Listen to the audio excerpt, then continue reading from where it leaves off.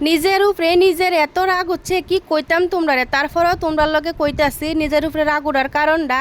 আজকে আমি ঘুমের থেকে উঠছি, তখন বাজে হইলো 7:30। আর এই 7:30টার সময় ঘুম থেকে উঠে যদি এতে বাসি কাম করবাম কোন সময়, এটা কখন তোমরা আমারে। তারপরেও কি করবাম, অনেকক্ষণ চিন্তা ভাবনা কইরা লাগিয়ে বসছি বাদ বাকি কামও। এদিক দিয়ে ফোন আইসে হইলো গুডের মিটিং আছে, অন্য যাইতে লাগে। তারপর আর কি করতাম, কোনো মতে ঠান্ডা কইরা গেছি গেলো গুডের মিটিংও। তো আয়া চা বহাইছি, তো চা খাইতে খাইতে আমার বাজে হইলো 9:30। তো কি করবাম, ওই যে সকালে দেরি করে ঘুম থেকে উঠছি, আর কিছু করার নাই, যেহেতু দেরি হয়েছে তখন সব কিছু লেট হইব। এদিকে দিয়ে আমার পোলা এলো ঘরে বইবে কান্তাছে। তো তারা জিগাইলাম যে তুই কান্তাছস কে লিগা? হ্যাঁ কয় আমার ভাল লাগতেছে না, স্কুল বন্ধ, আমি স্কুলে যেতে পারতেছি না তার লেগে। মানুষ স্কুল বন্ধ দিলে খুশি হয়, এদিকে আমার পোলা স্কুল বন্ধ দিছে দেখে কান্তাছে ঘরের ভিতরে বইবে, তার ভাল লাগতেছে না, বন্ধুরা লেগে মন খারাপ করতেছে। তো যাই হোক অনেক কষ্ট করে তারে চুপচাপ করাইছি। তারপরে আমি লেগে বসছি হইলে কাম করার লেগে। এদিকে আনছে হলো মাছ, আর এই যে লাউ শাক কতগুলো লুই আইছে।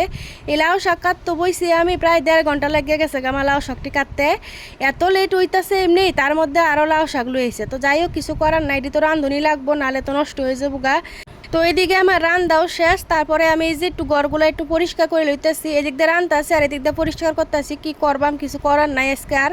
তারপরে ঘরের ভিতরে জলও শেষ হয়ে গেছে, আর জলটাও বইরে আনলাম এন্দা। আবার ফ্যাটের ভিতরে এত খিদা লাগছে, সকালে আর ভাত খাওয়া হয়েছে না, সকালে রানতেও সময় পাইছি না, তাই খাওয়া হয়েছে না।